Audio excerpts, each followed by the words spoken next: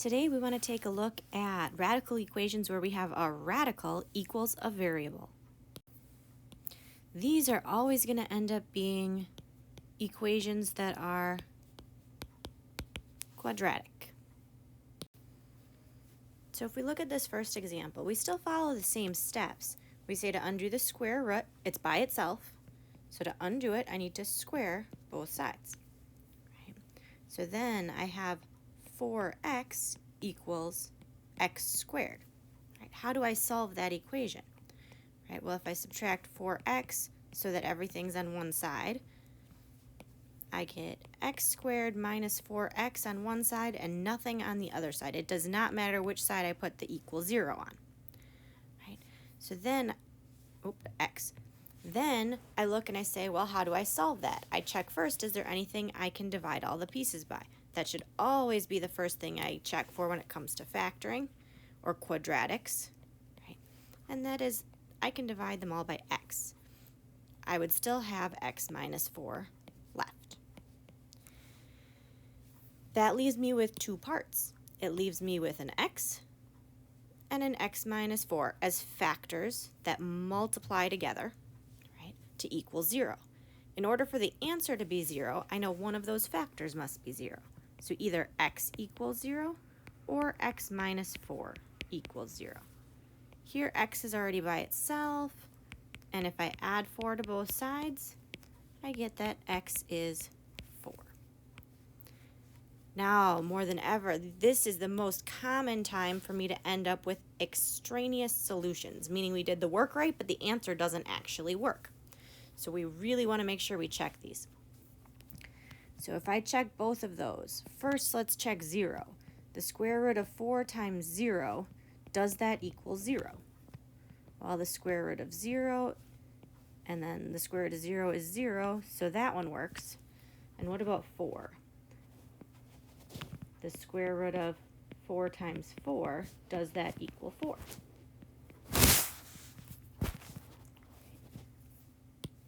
And then 4 times 4 is 16, so the square root of 16, which is 4, so the second one works. That means both of those answers check out and are correct. Let's look at one more example. What if I had the square root of 10x equals 5x? Right. So I start out the same way. To undo my square root, I'm going to square both sides. Right. I have to be careful when I square 5x that I don't accidentally end up with 5x squared. Right? Really easy mistake to make. But that I actually do 5x times 5x, because that's what 5x squared means. Right? I have to square both parts this time. That's 25x squared. If I move the 10x over, so I have it equal to 0, that means 25x squared minus 10x is on one side. There is nothing on the other side. I check, what is it that I can divide both pieces by, right? I know I'm not going to have to factor using an x in a box because there's not a c, right? Ax squared plus bx plus c, there's not a constant. So I look and I say, oh, I can divide by x, but I can also divide both of those by 5. So I can divide them both by 5x. That means it's the same thing as 5x times, well, 5x minus 2. And if I set both parts that I have there, my 5x and my 5x minus 2, equal to 0, what do I get for my two answers? Well, if I set 5x equal to 0, really I don't even have to set the 5 equal to 0. I could have just set the x equal to 0 because I know it ends up being the same thing always. If there's no adding or subtracting, the answer was always just 0. And then in the second one, if I add 2 to both sides, I get 5x is 2, and finally when I divide by 5, I get x is 2/5. Are both of these answers going to automatically work? No. We definitely want to make sure we check our work. So, if I check 0, is the square root of 10 times 0 equal to 5 times 0?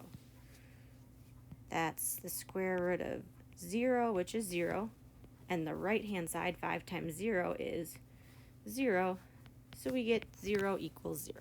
So 0 works, but what about 2/5?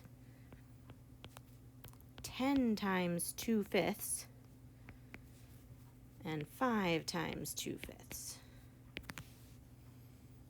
Right, well, 10 times 2 is 20, divided by 5 is 4. So this is the same as the square root of 4 on the left side, which is 2. And then 5 times 2 is 10, and 10 divided by 5 is also 2. So this one works also. So both answers here worked. Right? Not always going to be the case, so it is important that we always check. You do not have to show me the work part, right? But I want to see this first step that you plug the number in, and then you can just check on your calculator, right? But show me that part of the check. See if you could try a couple problems like these two.